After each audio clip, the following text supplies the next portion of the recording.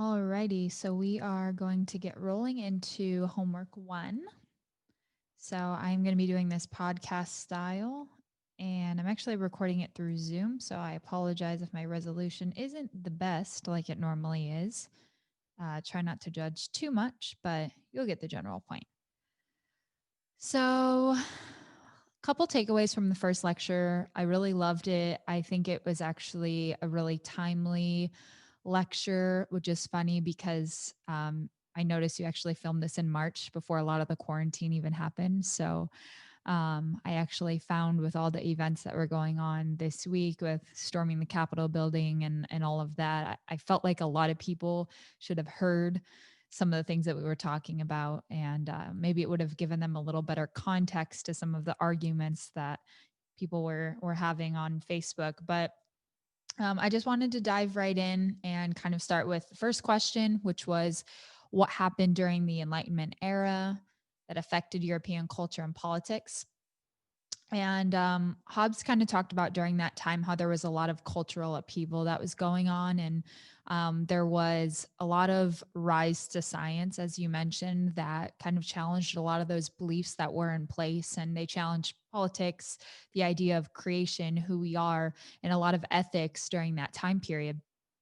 And Hobbes made a really great argument that we all want a governing body or a monarch that looks after us, who takes care of us and looks after us. And rights based language was not really around at that time. So this was kind of during that Enlightenment era, things that started kind of coming into play. And that kind of leads us into what is ontology.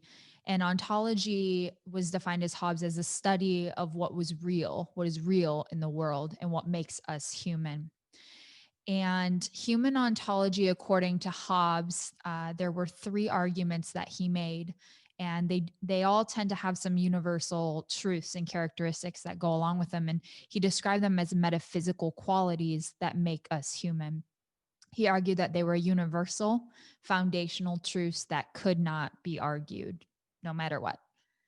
And as you noted, there are some extras that make up our personality, but they don't ultimately change those universal metaphysical qualities that Hobbes argues that makes us human. So, first, he argued that we are all isolated. And essentially, what that meant to me is our consciousness is isolated. I am my own human being. No one else can experience the world the way that I do through my eyes. I am me. I'm the only one who can experience it that way.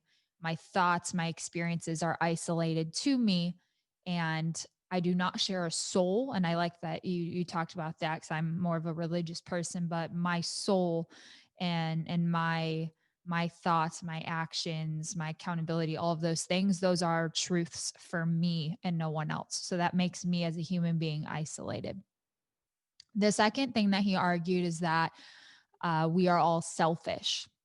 And at first, I didn't really like that thought. And then we elaborated on it a little bit more. And it was more of the idea that humans are innately self interested, that we tend to do things that are best for us and motivation through us in our lives, and that we make decisions based on that. And the thing that came to mind for me was relationships ultimately they do benefit you. You wouldn't want to be with a partner who was abusive towards you or neglected you or was hurtful and spiteful. You want to be with somebody who brings out the best in you and makes you a better person, and vice versa. So that person would also be selfishly motivated in that relationship. And then another example that we had talked about was with parenthood. It's reciprocated, right? It's an unconditional need, a want, a desire from your child, and vice versa. As a child, I want love and adoration from my parents as well. Um, we also had kind of talked a little bit about the idea of how I can't know you 100% because, again, you're isolated and I'm isolated. And at some point, someone could betray you or hurt you. So even though, we talked about some altruistic, non selfish behaviors, Hobbes argued that there really is no such thing, that at the bottom of it, at the end of the day, we're all motivated selfishly and we have our own self interest. And then the third argument that he made was that we are all equal. And the first thing I thought of was politics, of course, because we've been talking so much about politics and our world is just so chaotic right now. And I'm like, well, no, not all of us are created equal. Obviously, like there wouldn't be a civil rights movement going on and there wouldn't be people storming Capitol buildings and, destroying, federal buildings if people felt like they were all treated equally or that we were all equal, right? But Hobbes kind of rewinds a little bit and says that we are all equally human. And he also argued that rights cannot and really should not be distributed differently. I'm sorry, I lost my place here. Should not be distributed equally because we are all equally human. Men, women, people of color, we're all human and we all deserve basic rights based off of that. And the governing body should never be able, hypothetically, right, to be able to discriminate or give and take rights away based off of that because we are all equally universally human. So, moving forward, what was the state of nature like, and why do we eventually agree to a social contract? So, my takeaway, the idea behind this was that we all fight and compete to survive, right? Kill, rape, steal.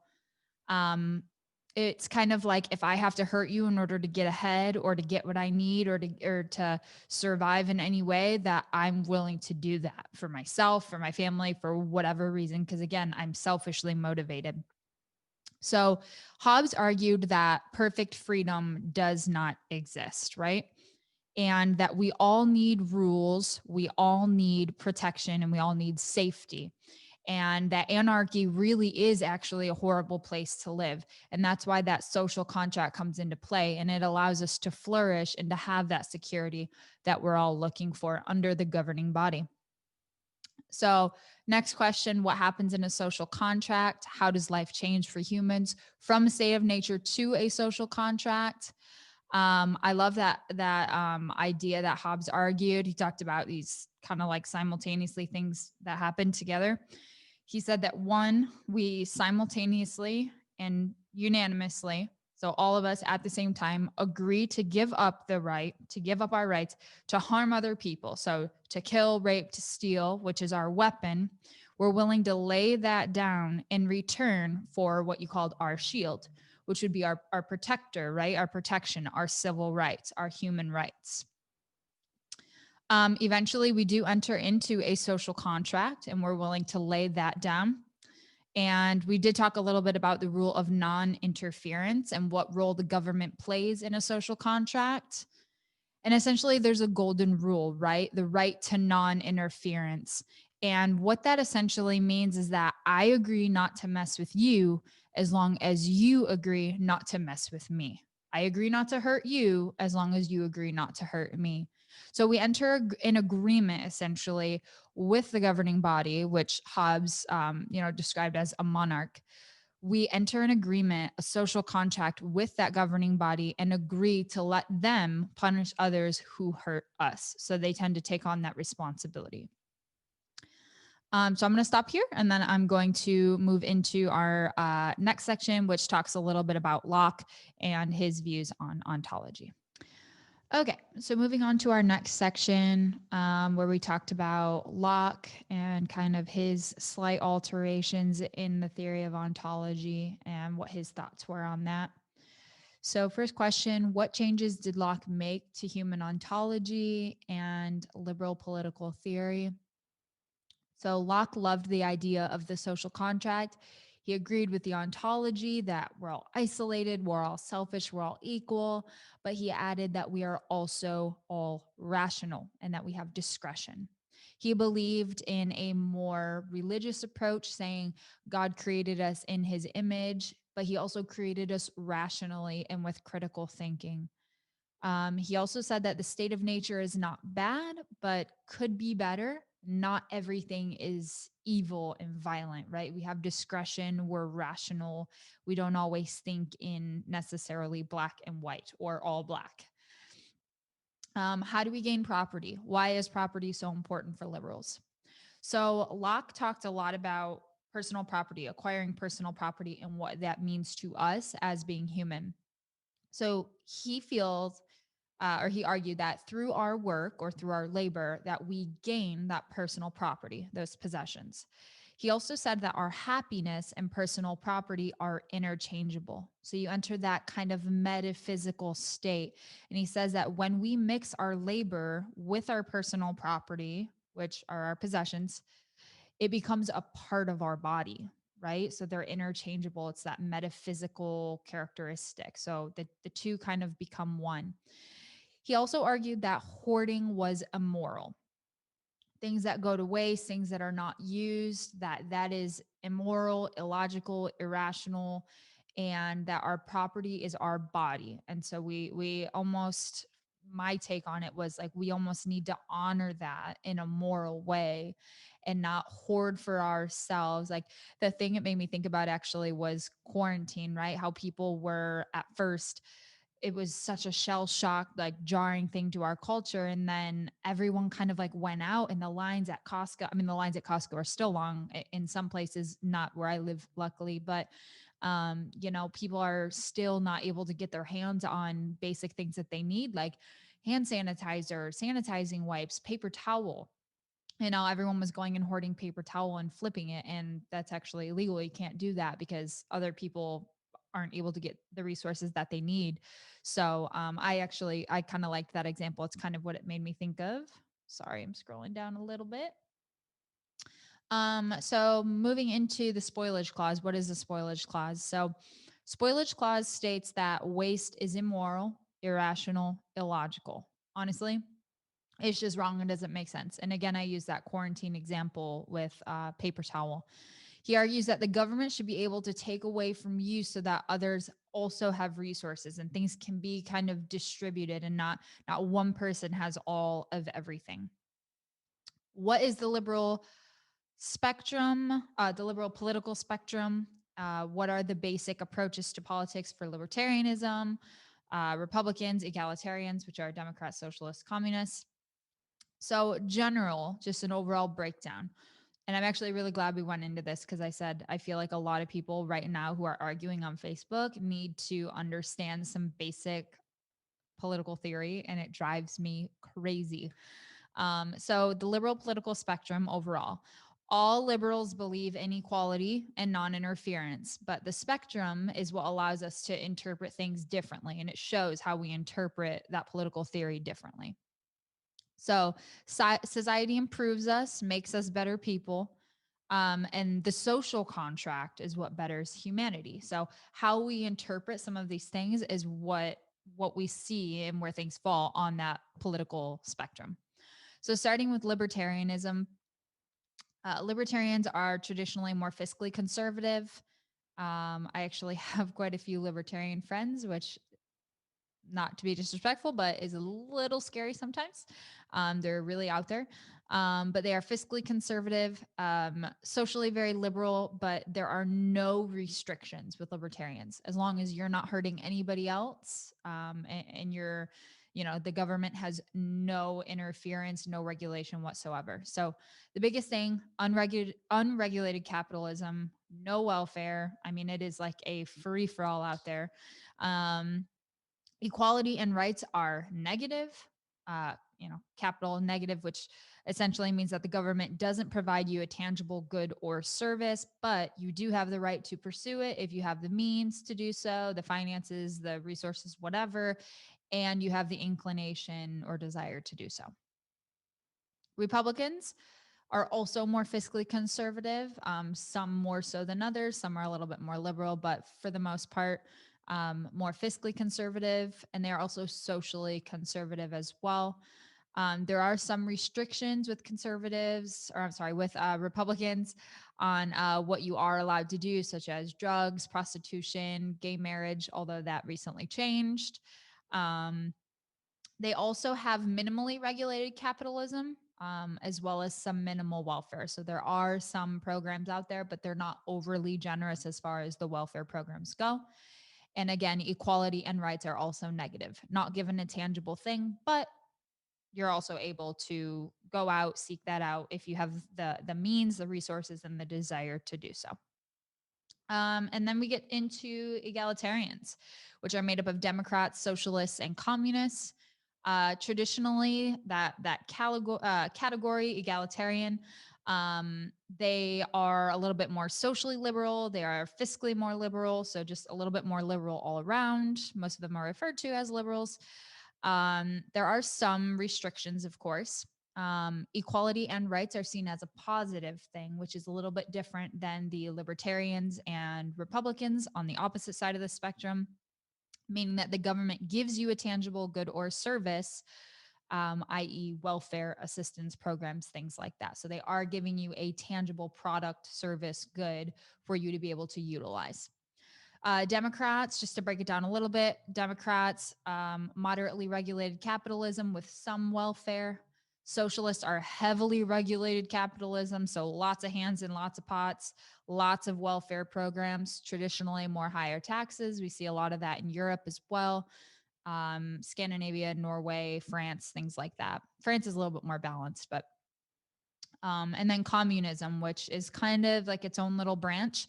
But there is no capitalism in communism or in communist states. There's lots of welfare if it's a communist, if it's state communism, and then otherwise anarchic. But again, kind of helping each other out in those ways. But just to kind of round things off here, my personal reactions, how I responded to political theory. Do I agree, disagree with Hobbes, Locke, liberal theory in general? Why not? So these were kind of like my takeaways from the lecture and from the assignment. When Hobbes and Locke talk about being isolated, I do agree with that. I thought of a really, I don't want to say a good example, it's just an example, but if you think of trauma and how people experience trauma and how, a lot of people have been abused or have been raped or, just pick some sort of trauma, have been through a divorce. I can't possibly experience that same exact trauma in the same exact way that you are. So you're isolated to your body. I can sympathize, relate with you, and understand maybe a little bit about that trauma and maybe even relate to it myself. But you and I are isolated. Your experiences are you, my experiences are me, and we are isolated as humans. So I agreed with that. Selfish. We are all selfish. I think most of us probably disagree with that theory and have a lot of examples. I did like the military example, but for me, I actually took it a step further. So my dad was actually in the military. He was a reconnaissance Marine. He was a spy for the government and used to jump out of helicopters into the ocean in the middle of the night. And he would spy over in Kuwait, Afghanistan, pretty much the Middle East during Desert Storm. And so my dad always talked about how there's a lot of like unsung heroes. And so when you think about the idea of being selfish and giving your life in the military to serve selflessly, there was a little bit of a counter argument that I wanted to make on that. And it's that not all military positions necessarily involve that sacrificial death or, voluntary suicide or, a couple of those arguments that were made. There are actually a lot of positions in the military that a lot of people don't know about, whether they're secret or just not very well known. But there are a lot of people who serve, and to me, sacrifice is a little bit relative, and it's a lot relative, honestly. And so sacrifice can be perceived differently for everybody. So one sacrifice may be a greater sacrifice than another, but it doesn't make it sacrificial any less sacrificial than something else.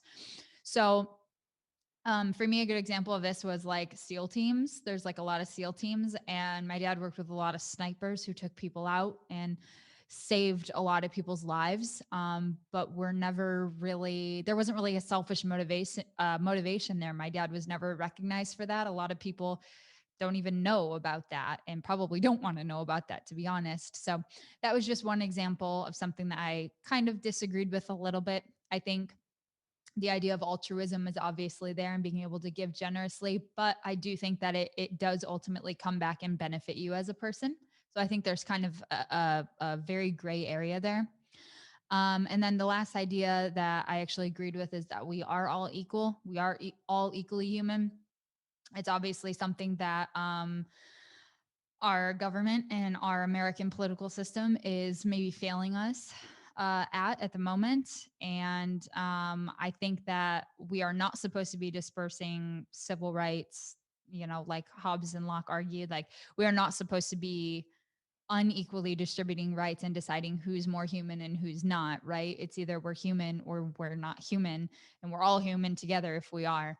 And I do feel that our political system has kind of been failing us in that way a lot. And I even talked to my mom to make a long story short. I talked to my mom about the idea of how the government really shouldn't be able to make laws based off of religious ideology, right? And I told her, like, my family is very Christian.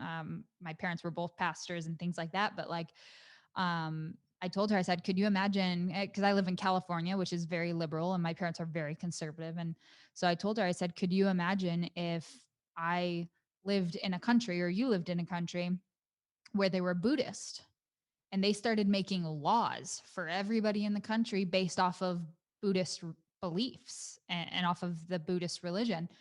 And she was like, "Oh, I guess I never really thought of it that way." I said, "How do you make laws across the board for based off of religion, and you use that as your argument when not everybody is the same religion?"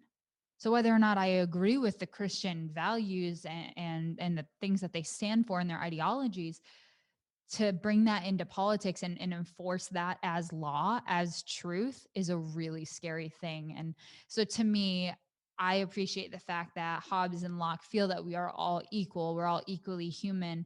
I don't feel that we are demonstrating that adequately, in my opinion, in our country as of right now. So hopefully that changes, and hopefully we'll get through some of those things. But overall, I really enjoyed the lecture. Like I said, with all the events going on right now, especially this week with the Capitol building and the election and the Senate runoffs, and it's so frustrating to see people, adults, honestly, who should be a little bit more responsible for themselves and their own thoughts and their education, and realize that, you know, there's a lot more to the puzzle, and there's a lot of missing pieces that a lot of people don't understand. And so hopefully, things will cool down a little bit. But liked the lecture. I hope I did okay on it. This is my first time I've ever podcasted a homework assignment, like a lecture based homework assignment. So hope you enjoyed it, and looking forward to the next one.